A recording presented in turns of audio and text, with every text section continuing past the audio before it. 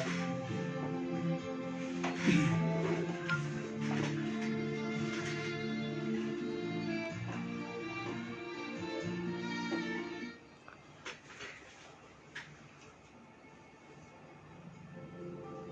Pak Yus bisa share ya Pak Yus?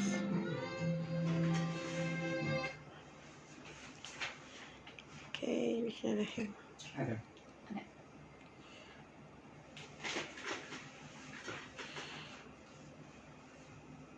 Assalamualaikum warahmatullahi wabarakatuh. Bismillahirrahmanirrahim. Alhamdulillahirabbil alamin wa bihi nasta'inu ala kulli umuri dunya waddin wa ala alihi thahirina thayyibin wa ashabihil mayaminal muntajabin. Asyhadu an la ilaha illallah wahdahu la syarika lah wa asyhadu anna Muhammadan abduhu wa rasuluh. Allahumma shalli wa sallim wa barik ala Muhammad wa alihi wa barik. Kemudian dirahmati Allah Ta'ala, alhamdulillah wa syukur ala ni'amillah. Selamat pagi, selamat berjumpa kembali bersama 92,3 MDS FM yang dipancar langsung Insya Muda dari Jalan Siliwangi nomor 40 Kota Sukabumi. Dan pagi ini Insya Muda sesuatu pagi yang istimewa Insya Muda bagi kontak Islami, lantaran pagi ini kontak Islami telah menghadirkan beberapa pembicara Insya Muda yang seperti hari berikut ya, maksudnya di hari Selasa yang lalu Insya Muda. Kalau pagi ini di kontak Islami telah hadir Bapak Endut Badudin. Beliau ini adalah Ketua Yayasan Para Muda Cendekia Indonesia yang mengelola PKBM Pemuda Pelopor Kelurahan Cisarua Kota Sukabumi. Dan juga di kontak Islami pagi ini Insya Allah telah hadir Ketua Bu ya, Ketua PKBM Pemuda Pelopor Ibu Rita. Ya, terima kasih Pak Endut sama Ibu Rita telah hadir di kontak Islami. Assalamualaikum warahmatullahi wabarakatuh. Assalamualaikum warahmatullahi wabarakatuh. Dan Insya Allah pagi ini kita akan bincang soal pendidikan. Di sini PKBM yang keberadaannya di bawah Yayasan Para Muda Cendekia Indonesia akan membahas sesuatu yang amat penting bagi kalian semua. Dan tema pagi ini adalah pelayanan pendidikan gratis melalui pendidikan kesetaraan paket A, B, dan C. Begitu Pak ya? Itu yang akan kita bahas Insya Muda. Ini kita ngomong-ngomong akan pendidikan gratis Insya Muda. Biasanya setiap orang kalau bicara gratis sangat antusias, siapapun dia, padahal ceritanya nggak ada Bu ya yang sifatnya gratis, kita semuanya berbayar. Nah cuma nggak tahu ini gratisnya konsepnya kayak seperti apa. Dan Insya Muda kita semuanya akan mendengarkan sebuah penjelasan dari Bapak Lud nanti. Beliau sebagai Yayasan Para Muda Cendekia Indonesia yang akan menjelaskan misi dan visi yayasan tersebut, barangkali melalui sebuah pelayanan pendidikan. Jadi Insya Muda beliau-beliau ini adalah para penghidmat, para pelayan di area pendidikan yang tentu akan memberikan sejumlah solusi kepada kalian semua, terutama mereka yang tidak memiliki kesempatan untuk belajar bukan secara normal, semua normal, cuma paket A atau paket B mungkin ada kelebihan dari yang lain, ya barangkali seperti itu. Nah Insya Muda kalian coba simak saja dan mari kita dengarkan sama-sama Pak Endut Badudin. Beliau akan menjelaskan perihal Yayasan Para Muda Cendekia Indonesia. Sudah bisa dipastikan kalau memang ada cendekia berarti semua orang-orang pintar Insya Allah, orang-orang cerdas semua dan pada muda, artinya yang telah berkhidmat dan juga akan melayani semua masyarakat Kota Sukabumi. Bukan di Kota Sukabumi aja Pak ya, mungkin juga di luar kota juga ada Pak ya. Seluruh Indonesia. Seluruh Indonesia. Oke Pak, silahkan Bapak barangkali akan menyampaikan sesuatu yang tampaknya sangat bermanfaat bagi warga masyarakat Kota Sukabumi pada umumnya dan terutama warga Cisarua. Terima kasih Pak. Lanjut Pak. Ya. Assalamualaikum warahmatullahi wabarakatuh. Insan muda semua, alhamdulillah kita diberikan Dipegang. waktu sehat walafiat. Hari ini bisa bersilaturahmi. Saya dari Yayasan Para Muda Cendekia Indonesia yang berdomisili di Jalan Siliwangi, Cikole, Kota Sukabumi, tepatnya di belakang kantor BPJS Kesehatan di Gang Kopi. Itu alamat kita. Yayasan Para Muda Cendekia ini itu digagas oleh anak-anak muda yang memang menginginkan adanya perubahan-perubahan dalam kesejahteraan masyarakat. Kita ada kumpulan anak-anak muda yang peduli terhadap bagaimana memberikan yang terbaik atau memberikan manfaat bagi masyarakat. Di antaranya yaitu dalam bidang pendidikan. Jadi kita melakukan kegiatan-kegiatan pelayanan kepada masyarakat di bidang pendidikan. Alhamdulillah dari sejak tahun 2016 kita sudah mulai mendirikan yang namanya PKBM Pemuda Pelopor. Jadi PKBM Pemuda Pelopor ini singkatannya Pusat Kegiatan Belajar Masyarakat atau PKBM Pemuda Pelopor yang mendapatkan izin dari pemerintah khususnya Dinas Pendidikan Kota Sukabumi untuk menyelenggarakan pendidikan kesetaraan, yaitu pendidikan paket A untuk setara SD, paket B untuk setara SMP, dan paket C untuk setara SMA. Jadi kita mendapatkan dukungan izin dari pemerintah untuk melayani masyarakat yang tidak bisa mengakses pendidikan secara formal. Jadi Kang Judi, ini lembaga PKBM ini dalam sistem pendidikan di Indonesia itu masuknya dalam sistem pendidikan non formal. Iya. Jadi ada sistem pendidikan formal kayak seperti TK, SD, SMP, SMA, SMK ya. Iya. Nah, ada juga sistem pendidikan non formal dan sistem pendidikan informal. Nah, PKBM ini merupakan bagian dari sistem pendidikan di Indonesia yang sifatnya non formal. Nah, yang non formal itu begini. Kalau masyarakat ini kan seluruh warga Indonesia mempunyai hak yang sama dalam mengakses pendidikan. Jadi semuanya Iya. berhak untuk mendapatkan pendidikan dari pemerintah. Tapi masyarakat ini kan banyak kondisinya. Ada sebagian masyarakat kita yang tidak bisa mengakses pendidikan formal. Iya, Pak. Mereka tidak bisa sekolah di sekolah-sekolah formal, misalnya di SD, di SMP, di SMA, di SMK gitu ya, dengan berbagai permasalahan. Setelah kita misalnya teliti, bukan hanya masalah ekonomi warga masyarakat yang putus sekolah itu, tapi juga masalah-masalah banyak latar belakangnya. Dari mulai masalah-masalah yang serius ya, yang menjadikan mereka putus sekolah, juga ada yang kadang-kadang hal-hal yang sepele sekelihatannya gitu ya, tapi mereka menjadi putus sekolah. Nah, bagi mereka yang putus sekolah di tingkat sekolah formal, misalnya putus sekolah SD, mereka belum lulus SD atau belum lulus SMP, mereka keluar dari sekolah, ingin melanjutkan. Nah, itu ada satu sistem pendidikan yang disediakan oleh pemerintah, yaitu sistem pendidikan non formal, yaitu melalui PKBM. Nah, PKBM Pemuda Pelopor ini alhamdulillah dari sejak 2017 kita sudah meluluskan puluhan orang, bahkan ratusan orang yang sudah kita bantu.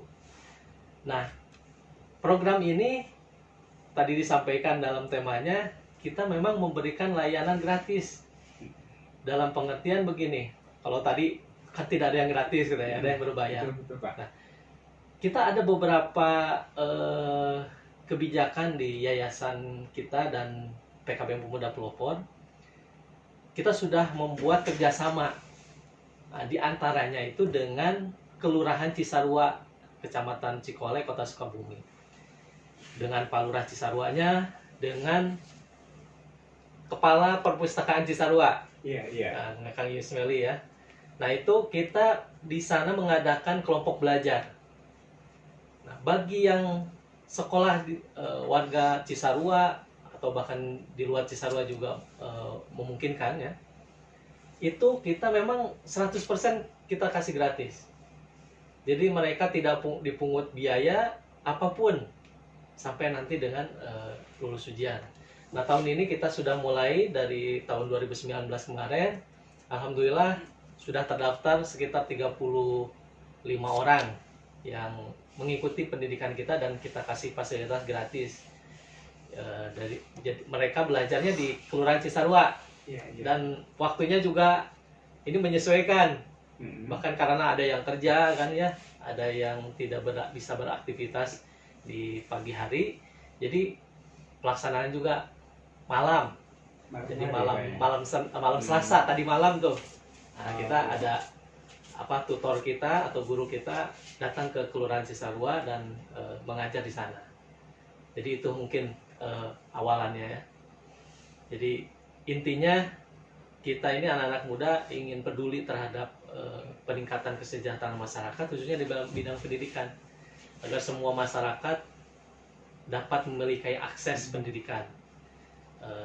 Khususnya mungkin pengentasan anak putus sekolah. Iya.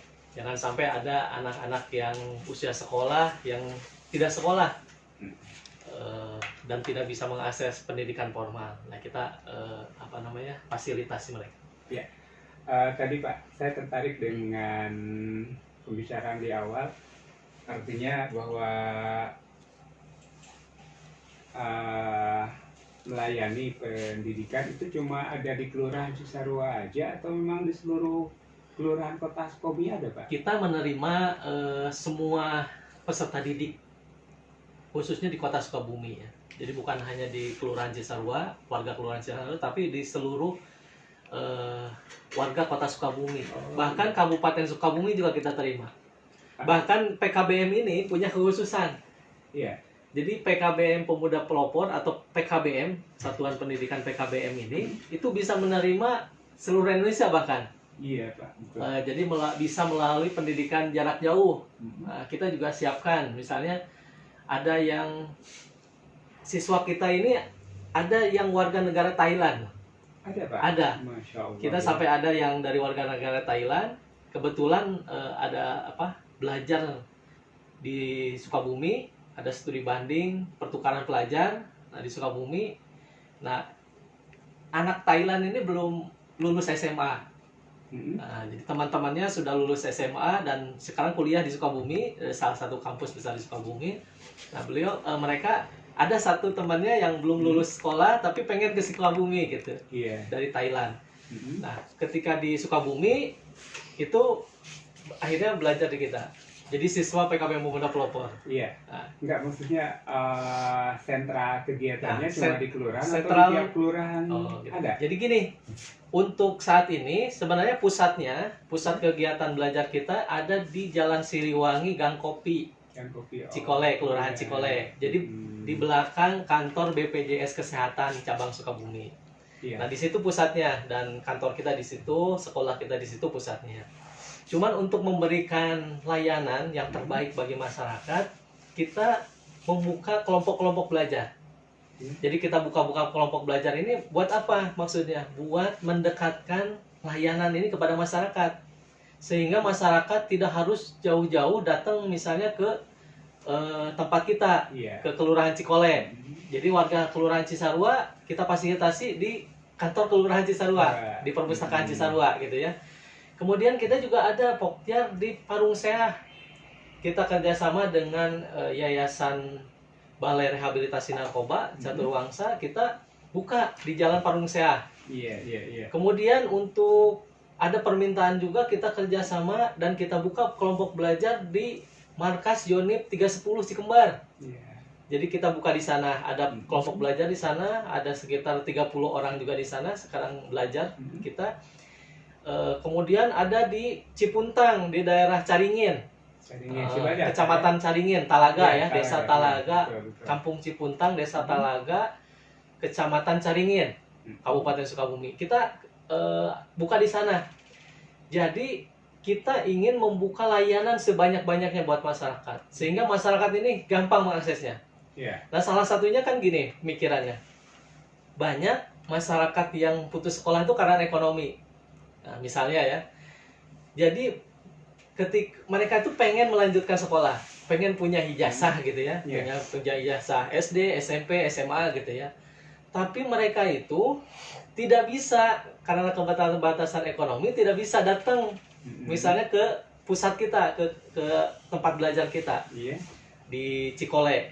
Nah, kita dekatkan mereka. Kalau di kampungnya kita siapkan, kan tinggal jalan kaki lah istilahnya, nggak usah pakai ongkos gitu. Nah, kita balik, mereka datang ke kita, tapi kita balik, kita yang datang ke mereka ya.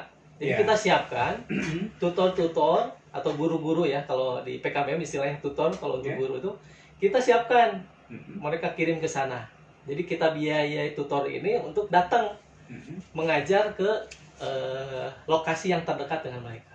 Nah, salah satunya di Cisarua. Kenapa Cisarua ini? Karena menurut data kita itu ternyata bukan hanya di Cisarua, sebenarnya di Kecamatan Cikole, di Kota Sukabumi banyak yang putus sekolah. Nah, kita ngobrol-ngobrol, Pak, gimana kalau kita ingin bantu warga Kelurahan Cisarua untuk supaya mereka tuh punya ijazah. Karena kalau dengan ijazah mereka bisa melanjutkan jenjang yang lebih tinggi gitu ya. Betul. Dengan ijazah, punya ijazah SMP kan bisa daftar ke SMA.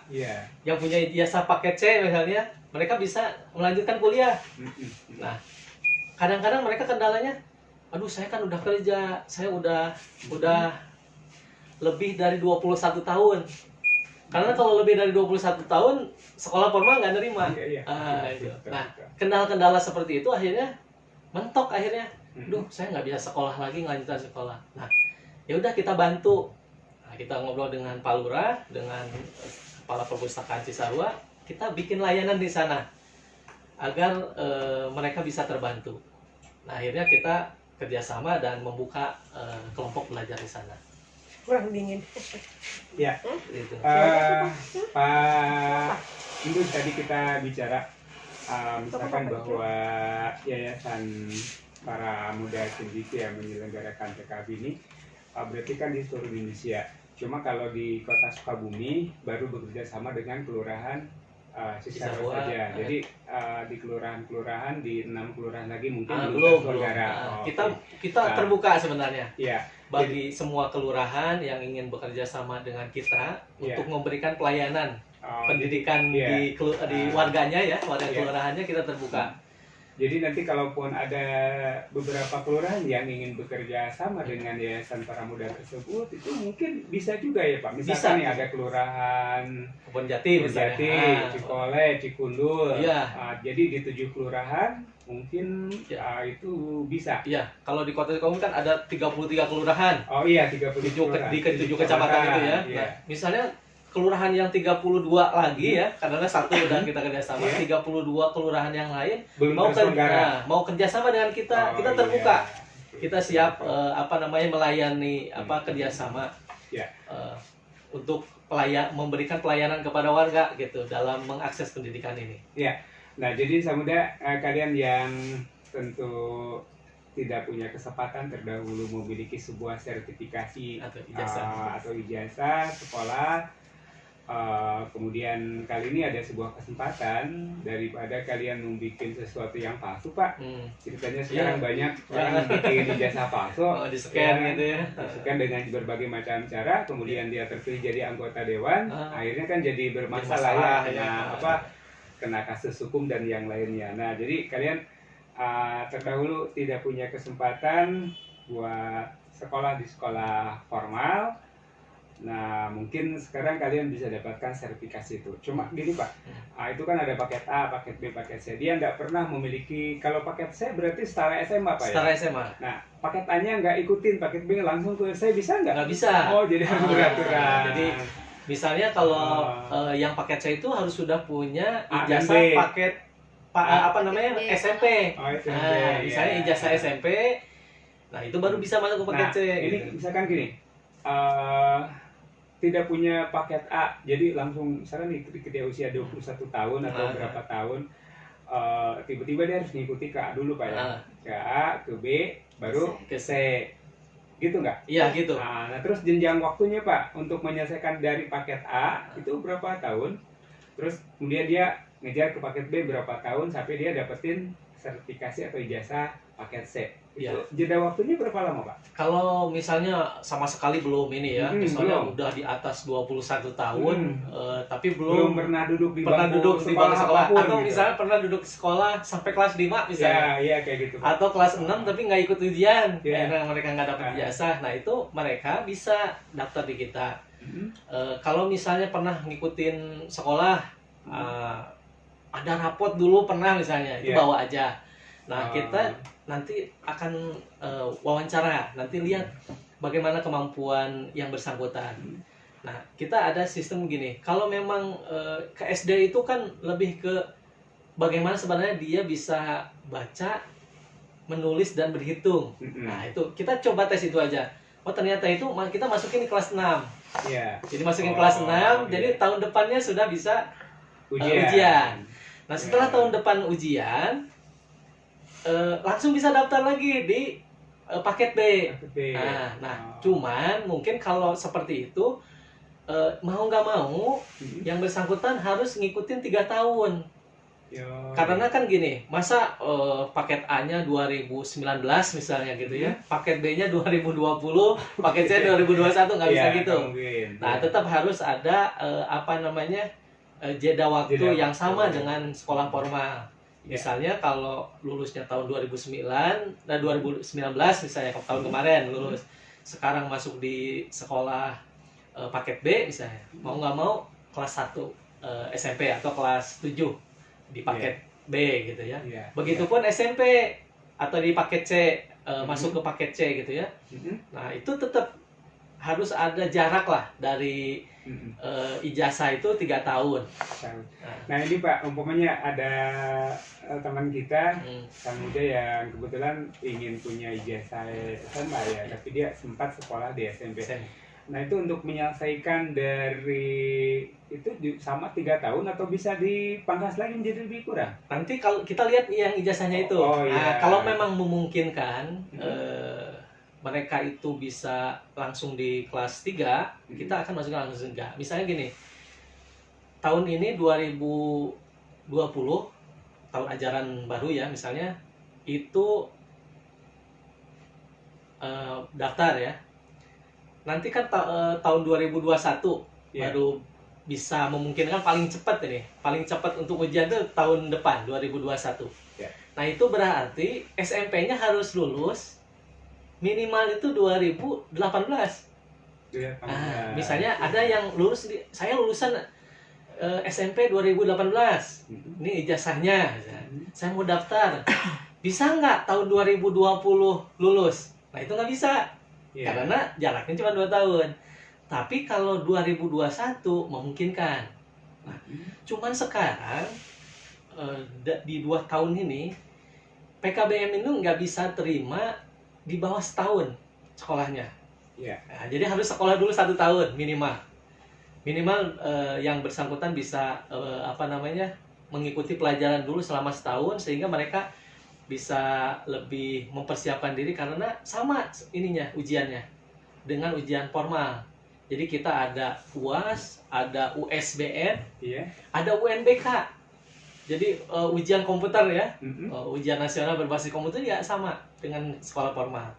Jadi itu harus dipersiapkan.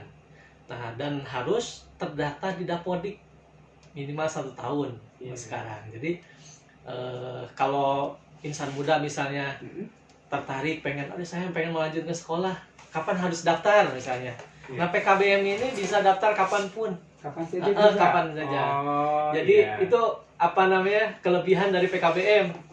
Kalau sekolah formal kan ada waktunya ya. Ada, Nah, terjadwal, nanti Pak, ya. terjadwal bulan Mei, bulan Juni daftar gitu kan. Iya. Kalau di PKBM itu sepanjang tahun bisa daftar. Nanti dari pengelola PKBM akan nanti dilihat, nanti diwawancara dulu, dilihat ijazah terakhirnya tahun berapa gitu ya. Kemudian kemampuan untuk berkomunikasi gitu ya, berbicara, membaca gitu ya, berhitung. Nanti kita coba pertimbangkan. Oh, bisa masuk sekarang, kita sudah daftarkan, dan daftarnya di Dapodik. Jadi nggak cuma daftar doang. Daftar ke kita itu, daftar, nanti dari pihak PKBM sekolah ada operator yang input di Dapodik online. Jadi kalau daftar di kita sama dengan daftar di sekolah formal. Karena terdaftarnya di Kementerian Pendidikan dan Kebudayaan. Di nasional melalui Dapodik. Nah, kita akan daftarkan di Dapodik dari pihak sekolah. Nah, itu nanti dilihat apakah yang bersangkutan misalnya memungkinkan untuk masuk langsung kelas 2 misalnya, atau bisa langsung masuk kelas 3. Nanti ujiannya tahun sekian gitu. Nanti ada beberapa pertimbangan sih nanti dilihat. Tapi biasanya sih kita akan mempermudah terutama bagi mereka yang apalagi yang sudah bekerja ya. Nah, kita akan mempermudah bagaimana mereka bisa mengakses layanan ini sehingga bisa menyesuaikan juga cara waktu sekolahnya gitu ya. Dan kita juga kasih layanan melalui pembelajaran daring atau pembelajaran online. Jadi kita maksimalkan semua fasilitas yang ada termasuk di online. Jadi kadang-kadang kita punya grup misalnya, kan sekarang ada WhatsApp gitu ya, WhatsApp grup. Jadi belajar di WhatsApp grup. Kadang-kadang kita belajar, si tutornya itu neranginnya di WhatsApp grup gitu ya. Kemudian ada tanya jawab, ada kuis. Kemudian kalau ada PR, kita kasih PR. Nah, itu biar mereka juga bisa belajar di rumah dan di mana saja gitu. Oke, Pak Antun, terima kasih, dan Insan Muda menarik untuk kalian ikuti. Artinya banyak kesempatan yang bisa kalian dapatkan untuk memperoleh apa yang tadi disebutkan. Dan saya ingin kembali ke Ibu Rita, karena beliau ini seorang kepala sekolah PKBM, berarti saban harinya itu selalu berhubungan dengan siswa. Bahkan Ibu juga mungkin seorang pengajar juga di PKBM.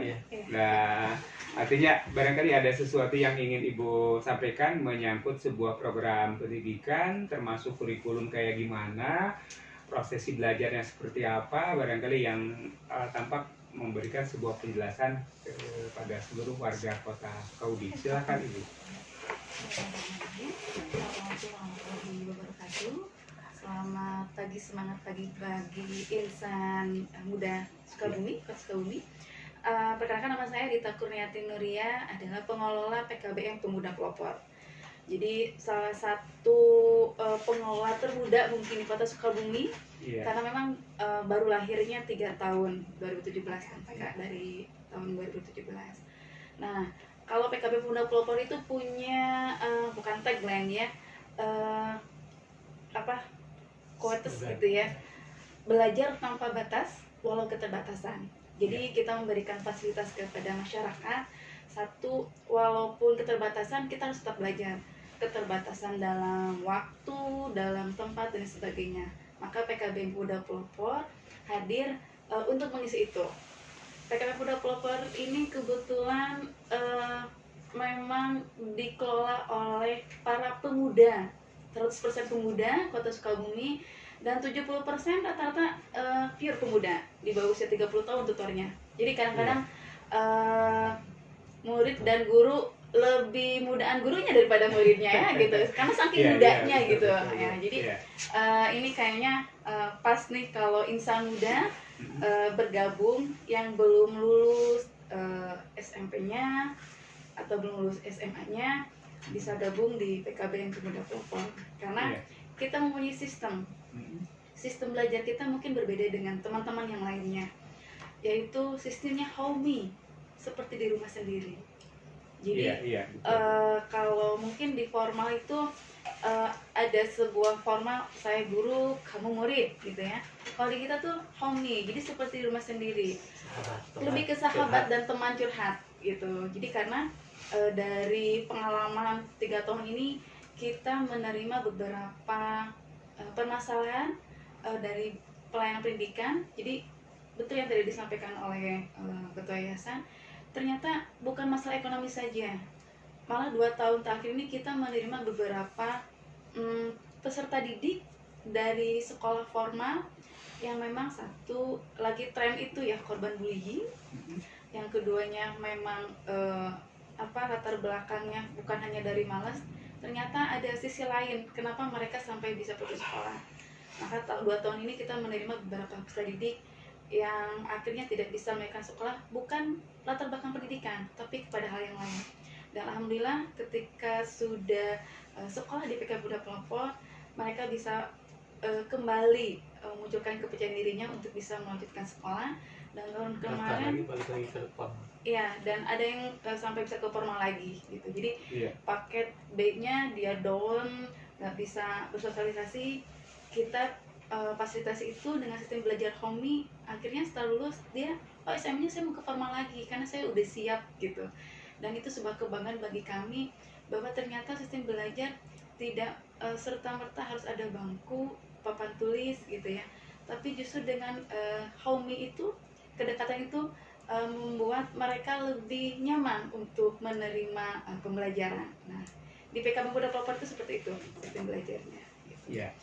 Kalaupun kurikulum sepertinya sama dengan sekolah formal lainnya, karena kita ini PKB Pemuda Pelopor itu kalau dulu itu bahasanya kejar paket ya. Nah, kejar ijazah. Kalau sekarang itu namanya PKBM itu adalah program kesetaraan. Jadi sudah setara dengan sekolah formal lainnya. Paket C sama dengan SMA, paket D sama dengan SMP, paket A sama dengan ST. Jadi kurikulumnya sebetulnya sama dengan formal. Yang membedakan itu hanya satu sebetulnya, sistem pembelajarannya yang fleksibel. Kalau mungkin di formal ada jamnya dari pagi sampai sore. Kalau di PKBM itu fleksibel, tergantung kesediaan peserta didik bisanya kapan. Kurikulumnya sama, kita kurikulum 13, KTSP dan sebagainya, semuanya harus sama. Dan kebetulan tahun kemarin 2019 kita udah akreditasi, dan subhanallah akreditasi kita B. Dengan keterbatasan tadi kita bisa memberikan standar pelayanan maksimal ya yang sudah ditetapkan oleh pemerintah. Jadi sebenarnya sudah sama, kurikulumnya sudah sama. Yang membedakan itu hanya jam pelajaran saja, dan peserta didiknya tidak terbatas usia. Sampai usia 50 tahun pun kalau mereka mau, kita bersedia menerimanya. Dan itu memang kita ada warga belajar kita yang usianya kurang lebih 48 tahun Masih belajar. Beliau adalah senior guru sekolah agama dan motivasinya luar biasa. Baru lulus paket B kemarin dan sekarang lanjut di paket C kelas 11 sekarang. Ya, jadi Ibu ini kayaknya kesempatan baik juga nih, terutama kan warga kota Sukabumi ataupun juga kabupaten yang mungkin tidak sempat sekolah di sekolah formal, misalkan kayak di pesantren. Dia kan lama di pesantren sejak usia ya seharusnya usia sekolah dasar SMP, dia tidak pernah sekolah, cuma habis pendidikan di pesantren. Kemudian ada kesempatan tertentu, sementara syarat yang paling terpenting itu harus memiliki sertifikasi, misalkan SD, SMP. Jadi itu juga bisa anak-anak pesantren kalau ikut PKBM, Bu ya? Sangat bisa, karena kami punya prinsip para pembina yayasan kami adalah jadikanlah setiap tempat ada sekolah, jadikanlah setiap orang itu ada guru. Jadi buat kami dimanapun belajar itu bisa. Apalagi terutama untuk para santri, para tahfidz. Kebetulan 2 tahun ini dari 2017. Yang pertama Nabila Siti Jaha, dia siswi PKB Pemuda Pelopor tahun 2018. Setiap harinya dia adalah santri tahfidz, tidak mempelajari pelajaran umum. Sekolahnya seminggu sekali ke kita tentang umumnya. Dan subhanallah, karena targetan Siti Nabila ini adalah untuk bisa bersih kuliah. Untuk kuliah tentunya akan butuh ijazah. Nah itu, subhanallah, Siti Nabila ini alhamdulillah lulus dari PKB Pemuda Pelopor dengan belajar 1 minggu sekali, dengan basicnya tahfidz. dan bisa melanjutkan kuliah ke luar negeri. Iya. Tahun ini pun ada Hafid Hadiri yang memang insya Allah ke Madinah juga. Dia santri juga, Iya, santri. iya. Jadi sangat bisa sekali untuk para santri yang memang setiap harinya ada belajar. Itu malah mungkin udah luar biasa dari kita ya. Iya. Mereka lebih belajar malah bisa 90% dari pagi sampai malam gitu ya. Dan kita bantu di pelajaran formalnya untuk ujian nasionalnya. Itu bisa seminggu sekali kita bantu dengan tidak mengganggu aktivitas menjadi santrinya gitu. Iya. Ya. Menarik Bu, tadi kita bahwa ruang lingkup pendidikan yang diselenggarakan oleh PKBM Pemuda Pelopor ini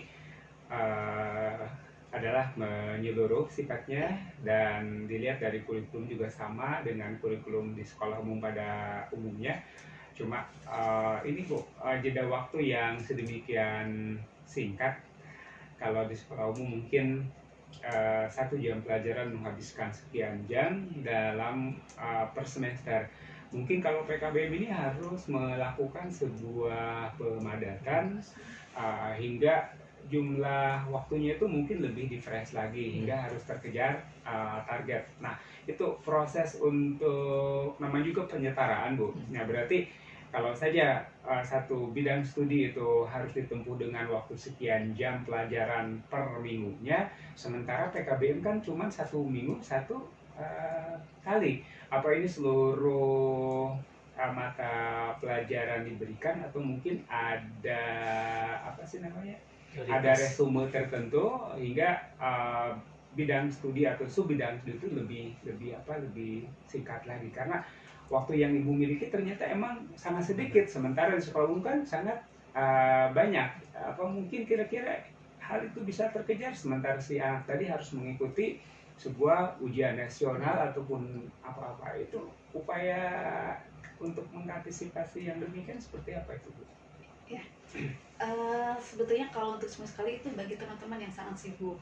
Yeah. Kalau untuk yang usia produktif, yang memang usia sekolah, sebetulnya kita dari Senin sampai Jumat sebetulnya. Sebetulnya. Jadi seminggu sekali itu untuk mereka yang kerja full, seperti dari kelurahan Cisarua itu kan mereka kebanyakan yang kerja, jadi akhirnya seminggu sekali. Jadi solusinya yang pertama, yang tadi sudah disampaikan, kita ada sistem daring gitu, sistem daring. Jadi semua materi mereka kalau hari ini berbagai IT-nya, teknologinya sudah banyak diakses, kita bisa memberikan modul pembelajaran via WA atau yang namanya kita kalau sering tuh web class. Jadi kita ada walaupun 1 minggu sekali kita sudah membagikan jadwal dengan via web class. Jadi ada kelas dari malam Rabu, malam Kamis, malam Sabtu itu ada web class yang kita concern di mata pelajaran yang akan diujian nasionalkan gitu. Jadi mereka lebih matang lagi untuk ketika nanti ujian nasional. Jadi 1 minggu sekali itu nanti lebih kepada evaluasi pertemuan yang sudah didapat di web class itu. Jadi antisipasinya seperti itu. Iya. Dan terima kasih Bu. Artinya kalaupun tadi belajarnya ada yang tiap hari, kemudian juga ada yang seminggu sekali, lebih bergantung peserta didik itu sendiri. Kemudian itu kan di samping ada proses pembelajaran bidang studi tertentu, keunggulan yang lebih yang dimiliki PKBM ini, apakah ada pendidikan untuk meningkatkan keterampilan tertentu, misalkan di di teknik, di pertanian, di apa aja itu dilakukan seperti itu nggak Bu kira-kira? Iya, karena sebetulnya kalau PKBM itu lebih kepada menyiapkan skill peserta didik untuk bisa terjun langsung ke masyarakat. Yang pertama tentunya yang membuat beda PKBM Pemuda Pelopor, dan itu menjadi sebuah prestasi. Tahun 2019 kita mewakili Kota Sukabumi ke tingkat Jabar. Yang diangkat itu adalah PKBM Pemuda Pelopor memiliki keterampilan yang tidak dimiliki oleh PKBM yang lainnya di Kota Sukabumi, yaitu pertanian hidroponik. Dan alhamdulillah dengan adanya keunggulan itu kita bisa mewakili Kota Sukabumi lomba GTK pengelola PKBM dan juara 2 tingkat provinsi. Jadi itu dahsyat, Bu, keunggulannya ya. Jadi bagi insan muda nih yang tren pasti hidroponik gitu kan, itu sudah tren banyak di PKB Muda Pelopor. Tidak hanya belajar pelajaran formal, tapi kita memberikan skill pertanian hidroponik, budidaya tanaman hidroponik. Iya, iya. Kembali tadi tertarik dengan hidroponik. Itu cuma bagi siswa PKBM saja atau mungkin program tersebut dilakukan di luar PKBM, Bu? Misalkan ada warga kita, masyarakat kita yang ingin belajar tentang hidroponik tanpa harus menjadi peserta didik PKBM, itu ada program ke situ, Bu? Iya.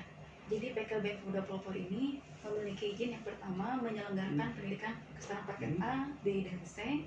Yang keduanya memiliki izin keterampilan life skill. Jadi tidak harus jadi daftar peserta didik.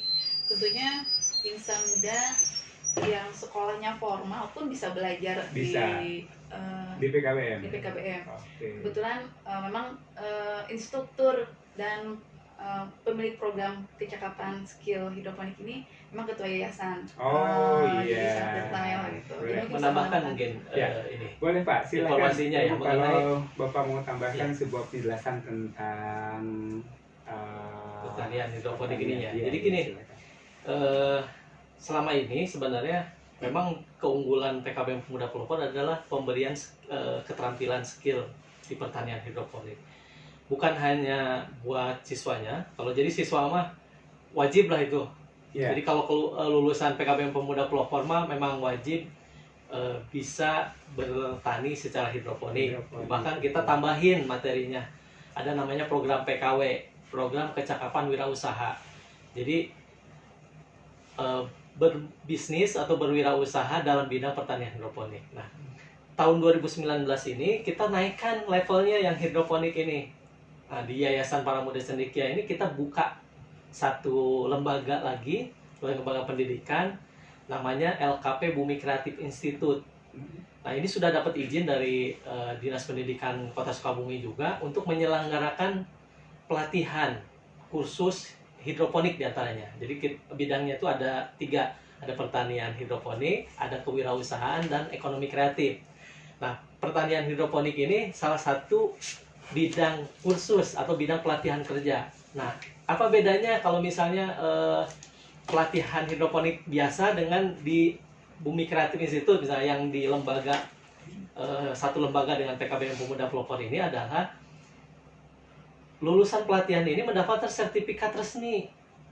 Karena ini sama dengan kayak kita ikut kursus komputer. Yeah. Kayak kursus bahasa Inggris, kursus bahasa Jepang misal gitu ya. Nah itu sama. Nah di kita ada kursus atau pelatihan pertanian hidroponik. Betul. Jadi kalau sudah ngikutin kursus itu dapat sertifikat, dan sertifikatnya itu bisa dipakai untuk untuk sertifikasi, dan bisa dipakai untuk bekerja ke luar negeri juga gitu sebagai pengantar referensi bahwa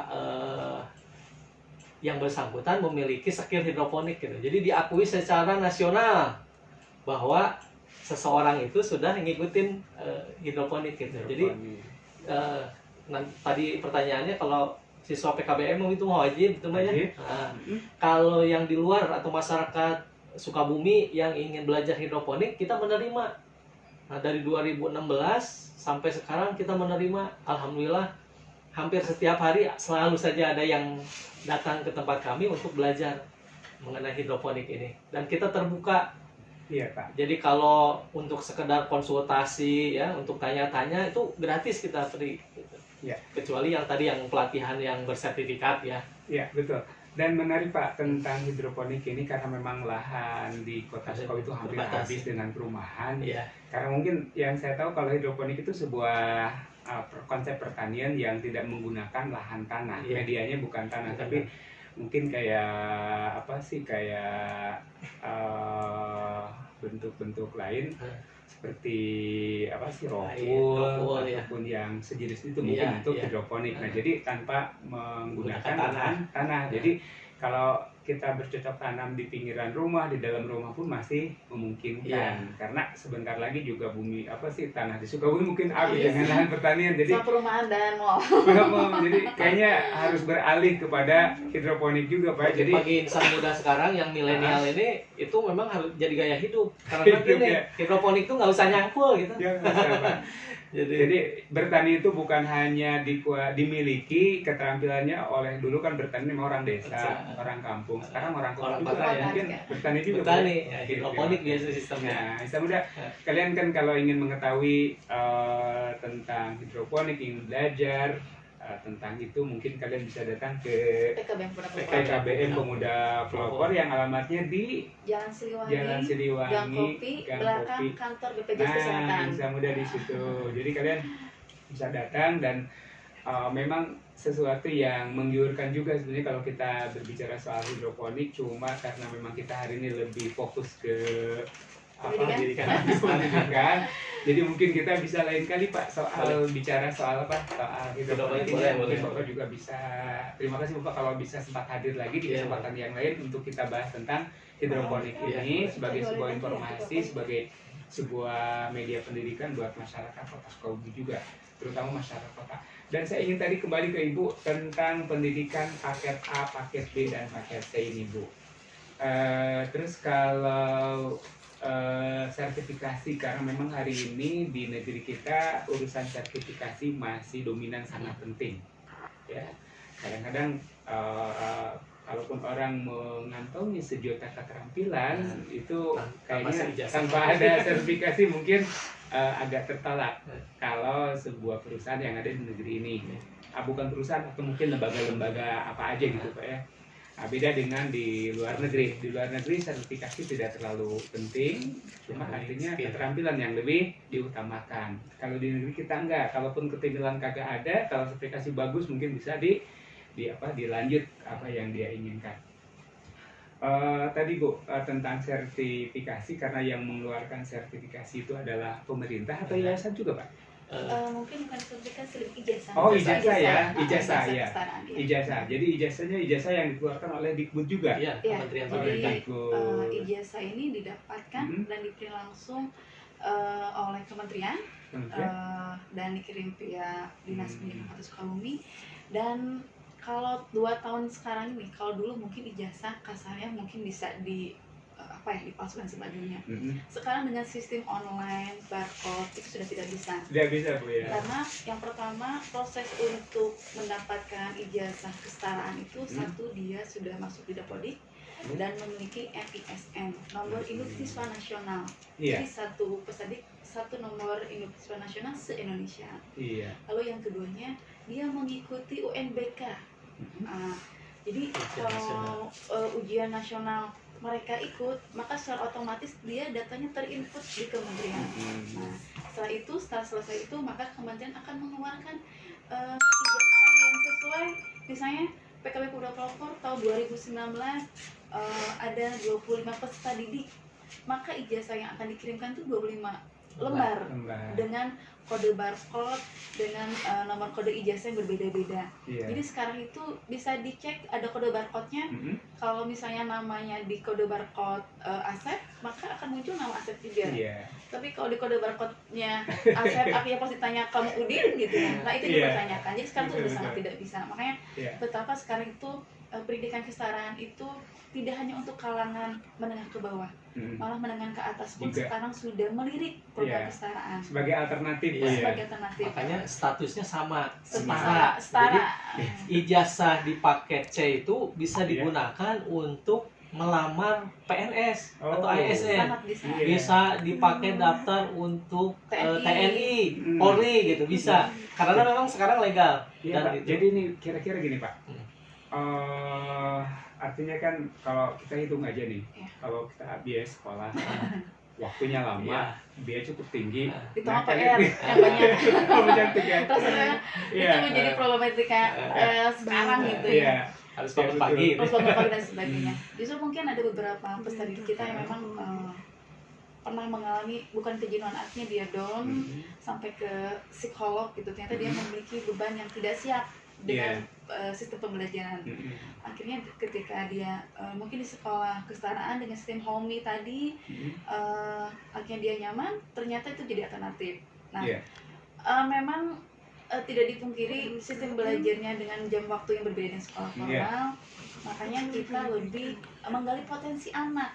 Iya, menggali potensi anak. Jadi ketika misalnya anak, saya benci matematika, saya nggak suka sampai diteriak-teriak matematika. Oh, tapi dia lebih senang bahasa Inggris. Oh, jadi itu yang kita potensi yang kita gali seperti itu. Jadi potensi bisa saya senang bahasa Inggris, mungkin akhirnya dia lebih potensi jadi guide, jadi sebagainya untuk potensinya itu dikembangkan. Lalu ada juga peserta didik yang memang dia tidak suka matematika, tapi dia senangnya menggambar. Akhirnya ada peserta didik kita, dia udah bisa seperti arsitek gitu. Ternyata itu talenta yang tidak semua orang memiliki gitu. Jadi itu yang kita gali itu seperti itu. Jadi yang dimunculkannya talenta peserta didiknya. Gitu. Oke Bu, ini saya tertarik rasanya dan semoga saya salah menanggapinya karena artinya Bu begini, dan ini kayaknya sesuatu yang perlu kita kembangkan. Dan tadi Ibu sekilas bicara soal stay home atau juga sejenis homeschooling lagi, yang tampak sampai hari ini yang sering saya amati di dunia pendidikan, terutama pendidikan formal, artinya kan sebuah konsep pendidikan yang tampaknya dari dulu hingga kini seperti dia ada dalam sebuah tempurung begitu, ada dalam sebuah kotak hingga kondisi anak itu harus manut katut terhadap sistem pembelajaran tertentu tanpa pernah mengembangkan sebuah talenta yang dimiliki oleh anak itu sendiri. Nah, kayaknya sepertinya saya sempat menyaksikan beberapa pendidikan itu sejenis pendidikan non formal juga. Kemudian juga saya sempat baca di Quantum Learning, artinya bahwa kesiapan kita untuk outbox, artinya keluar dari sebuah konsep pendidikan yang ternyata seperti memenjarakan potensi atau talenta anak itu sendiri. Misalkan anak dituntut harus hafal, jadi yang yang didongkrak itu cuman dalam ranah kognitif dan afektifnya aja, sementara untuk ranah psikomotornya mungkin tidak seringkali diabaikan, hingga anak itu cerdas tapi anak-anak tidak kreatif, ya kan? Jadi karena memang yang ditempa itu cuma faktor kognitif aja, sementara afektif dan psikomotornya tidak terlalu diabaikan, rasanya begitu. Nah, semoga artinya juga tampaknya yang saya pahami PKBM Pemuda Pelopor itu lebih mengacu ke arah ranah psikomotor dan afektifnya. Dan kemudian tadi Ibu bicara stay home, artinya belajar tetap di rumah.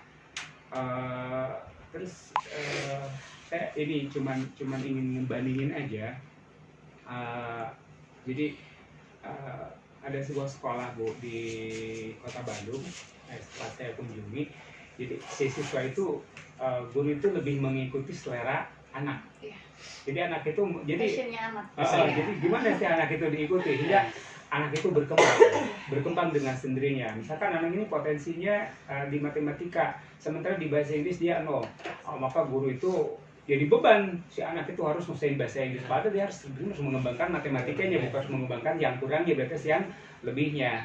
Nah, ternyata sekolah tersebut agak unik, nah bisa melakukan hal seperti itu. Jadi ini yang tadi saya katakan jadi outbox. Nah, sementara lembaga pendidikan baik pemerintah yang diselenggarakan pemerintah ataupun swasta yang lainnya, itu anak itu dipaksa, didongkrak untuk memahami semua sistem pembelajaran tadi, sementara justru potensi atau talenta yang dimiliki anak itu seakan-akan jadi terpendam. Nah, kayaknya seperti itu Bu ya.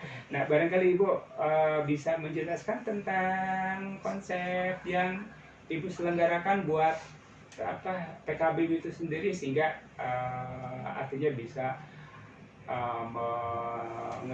meluluskan peserta didik yang unggul walaupun dengan waktu yang sangat singkat bisa menyamai waktu yang lebih lama yang dimiliki sekolah pada umumnya. Iya. Insan Muda Kampus Sukabumi, luar biasa nih diskusi pagi kita hari ini ya.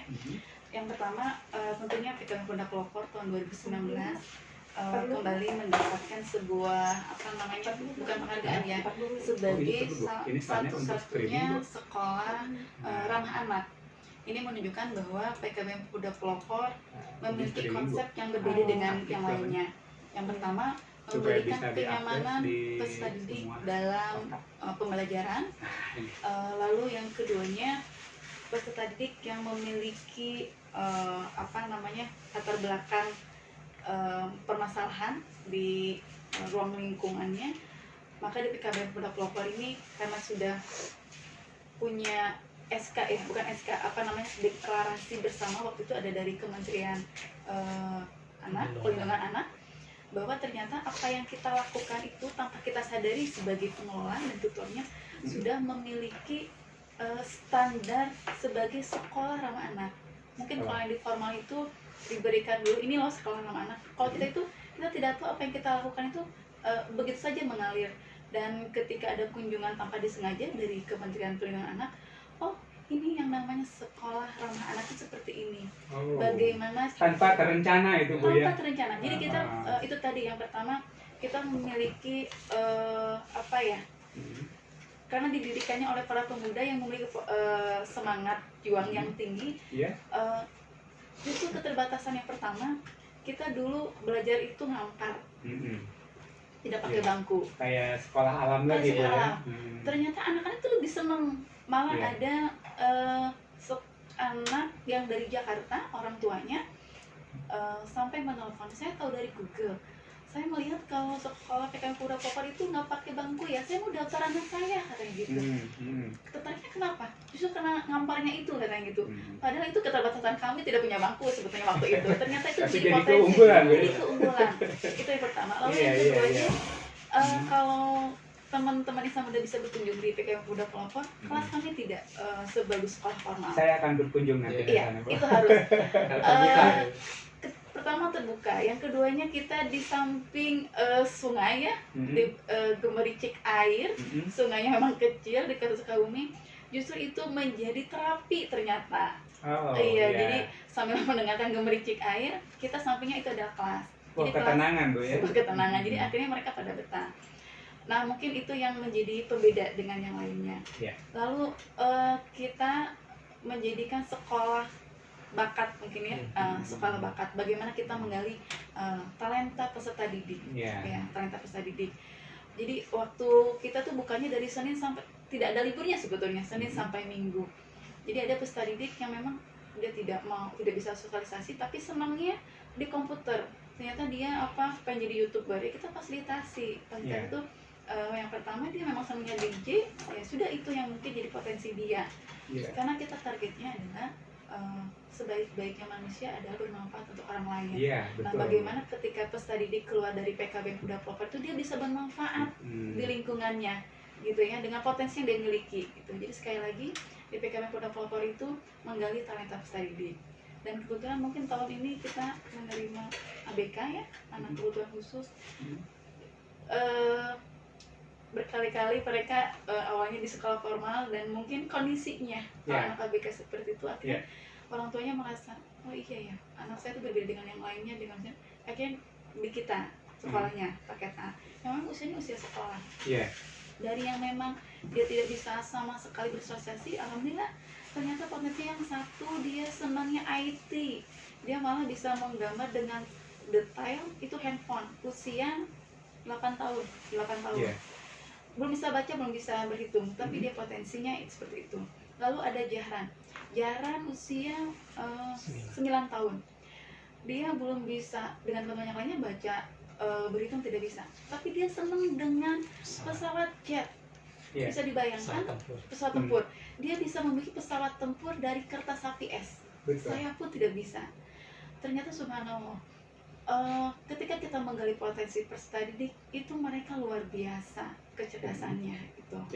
Dan itu menjadi bekal kami dan menjadi landasan kami untuk peserta didik di PKBM Pemuda Pelopor itu ada menggali potensi, bukan melihat kekurangan. 12 mata pelajaran tidak semuanya harus dikuasai oleh peserta didik.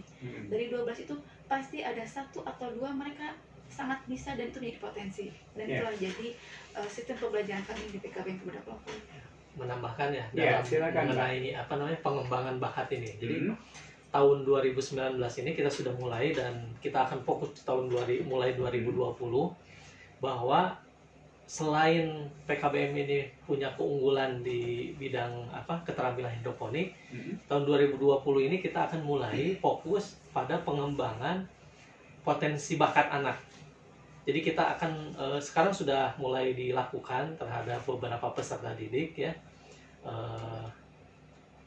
Bagaimana mereka itu kita petakan. Sebenarnya mereka tuh berbakat bidang apa. Jadi kita petakan untuk yang paket A misalnya, karena sekarang yang paket A itu usia sekolah. Jadi usia 8 sampai 12 tahun. Yang sekolahnya paket A itu sekarang banyakkan itu. Jadi mereka itu kita lihat potensinya. Jadi kita pakai observasi bakat mereka apa dan kita akan kembangkan itu. Jadi kita mengembangkan kalau misalnya Mas Nadiem ya, Menteri Pendidikan sekarang itu kan dengan anak mudanya, yang gaya anak mudanya itu sekarang mengembangkannya bukan ujian gitu kan, tapi lebih ke portofolio. Nah, kita tahun ini memang sudah menyiapkan itu dan kita sudah berjalan sekarang, sudah berjalan. Jadi peserta didik itu kita observasi ya mengenai bakatnya, kemudian mereka dikasih portofolio seperti tadi ya, misalnya ada anak namanya Jahran gitu ya, dia belum bisa membaca secara lancar, berhitung dan sebagainya ya, usia 9 tahun gitu ya, tapi dia tuh kalau udah ngomongin pesawat tempur gitu ya, pesawat jet itu luar biasa. Jadi hanya ngelihat dia di YouTube gitu ya, bagaimana pesawat tempur ini gitu ya, bentuknya dan sebagainya. Dengan keterampilannya dia bawa kertas, dia bikinin bentuk dan persis itu dengan pesawat tempur yang dia lihat di YouTube. Nah itu kan kalau gitu ya, sayapnya berapa gitu hitung. Dia belum bisa belum lancar lah membaca juga. Tapi ketika dia membuat itu persis seperti pesawat tempur yang dia lihat di YouTube gitu. Nah, itu kan kita coba bikin portofolio seperti itu. Jadi ada yang anaknya tuh dia tidak bisa lepas dari kereta api. Yang dia tahu itu kereta api. Jadi dia kalau dia ditanya ATM ini ATM ini gitu. Nah, itu kan kita fokus di situ. Nah, salah satunya adalah kita mengembangkan portofolio. Nah, nanti ke depan selain nanti diobservasi, nanti ada kita mengembangkan namanya talent mapping. Jadi talent mapping itu kita prinsipnya adalah memperkuat bakat dominannya, mensiasati bakat lemahnya gitu ya. Jadi bakat dominannya apa? Oh, bakatnya ini. Udah itu aja yang kita pelajari. Itu aja yang kita kembangkan. Nah, ke depan nanti kita akan program-programnya ada selain tadi portofolio ya, mereka harus jadi ujiannya ujian portofolio, mereka bikin proyek apa gitu. Oh, saya mau bikin proyek pesawat terbang misalnya, pesawat tempur segede gini, bentuknya apa ya, tipe-tipenya. Nah, boleh. Mau bikin kereta api gitu ya. Nah, itu kita portofolio berbentuk proyek seperti itu. Nah, selain itu nanti untuk yang usia di atas yang paket B, paket C itu kita ada program yang magang. Jadi kita akan magangkan sesuai dengan passion mereka. Kalau dia suka masak, nanti kita magangkan di restoran. Kalau dia suka desain, misalnya kita di digital printing misalnya gitu dan sebagainya gitu. Jadi harapan kita mereka lulus dari PKBM Pemuda Pelopor itu sudah punya skill yang bisa dibanggakan gitu ya. Dia bisa mengembangkan lebih lanjut skillnya itu sehingga bisa bermanfaat bagi dirinya dan bagi masyarakat gitu ya. Apa potensi, karena ini kan sudah disebut juga dalam Al-Quran ya, bahwa semua orang tuh punya syakilah ya, punya punya potensi masing-masing yang berbeda, dan Allah sudah men-set itu setiap orang berbeda potensinya, dan dengan potensi yang diberikan Allah itu tugasnya satu, yaitu bagaimana potensi itu dikembangkan untuk kebermanfaatan bagi orang lain. Gitu. Oke, Bapak Andu dan Ibu yang sangat saya hormati, terima kasih nih. Kita telah bincang banyak tadi soal PKBM, dan tampaknya ingin juga saya bertanya dengan hal yang lain menyangkut PKBM sendiri. Cuma waktunya ini kita yang sangat sedikit sekali. Insya Allah mungkin kita bisa bincang-bincang di kemudian hari lagi. Cuma yang saya pahami barangkali dari sejumlah penjelasan yang Bapak Ibu tadi sampaikan, bahwa konsep pendidikan yang diusung oleh PKBM Pemuda Pelopor itu khotibunas biqadri uqulihim. Kalau pesan Nabi seperti itu, artinya khotibunas, nasihatilah atau belajarilah atau berikanlah sebuah pembelajaran khotibunas manusia biqadrihum dengan mengikuti ukulnya, jadi sesuai dengan daya pikirnya atau sesuai dengan talenta yang dia miliki. Artinya sesuatu yang seringkali oleh para aktivis pendidikan, para pengamat pendidikan hal ini diabaikan. Jadi rasanya si anak itu dipaksa, walaupun anak itu tidak senang, umpamanya matematika kamu harus bisa walaupun dia tidak suka. Ini sesuatu kekeliruan besar barangkali yang banyak dilakukan oleh seluruh praktisi pendidikan. Dan karena PKBM punya konsep khotibunas biqadri uqulihim, artinya nasihatilah seluruh manusia mengikuti talenta dan bakat yang dimilikinya, tapak ini akan terjadi sebuah outbox, artinya keluar dari box yang sangat kecil bagaikan seekor gajah yang berada di kotak korek api. Nah, seperti itu konsep pendidikan yang saya amati di Indonesia ini kayak gini. Nah, tapi memang karena begitu kondisinya, artinya kita selalu mencari terobosan inovasi tertentu hingga melahirkan siswa yang sangat kreatif, barangkali begitu. Terlebih tadi karena konsepnya kita khairunas tafawuhum linnas, sebaik-baiknya manusia adalah manusia yang paling memberikan kepada manusia yang lainnya, termasuk pada alam di dalamnya. Cuma satu hal yang ingin saya tanyakan, cuma ini waktunya kayaknya Bu ya, kita udah hampir di beberapa menit melitas dari jam 6 pagi. Tadinya kita kepengen ngomongin ini kan para instrukturnya nih Bu, ngomong instruktur ya atau para tutor, mereka bisa datang ke sana kemarin, tentu saja mereka itu kan ngeluangin waktu, lantas karena mereka juga mungkin punya tanggung jawab pribadi yang sangat privasi di rumahnya masing-masing. Itu siapa yang mikirin kepentingan mereka? Apakah Bapak yang bayarnya sendiri? Apa Bapak punya ladang emas untuk bayar para instruktur? Atau memang ini yang perlu kita ingin bicarakan? Atau karena memang ini karena ketulusan hati mereka, hingga namanya juga relawan, hingga mereka tanpa dibayar pun mereka mau untuk berbondong-bondong datang ke tempat Bapak dan Ibu untuk memberikan sejumlah keilmuan yang mereka miliki. Nah, ini kita ingin bicara soal itu. Mungkin bisa di kemudian hari atau mungkin banyak program-program yang ingin Bapak Ibu sampaikan sebagai pengelola Yayasan Para Muda Cendekia Indonesia. Yang terakhir kali sebagai penutup, kira-kira apa yang Bapak Ibu akan sampaikan, sebuah pesan dan pesan bagi insan muda semuanya, terutama warga Kota Sukabumi. Silakan. Tadi alhamdulillah kebetulan memang dari 2017 sampai sekarang, dan kami yakin di Yayasan Para Muda Cendekia Indonesia dan PKBM Pemuda Pelopor, kami yakin 100% bahwa kami diurus oleh Allah Subhanahu wa Ta'ala.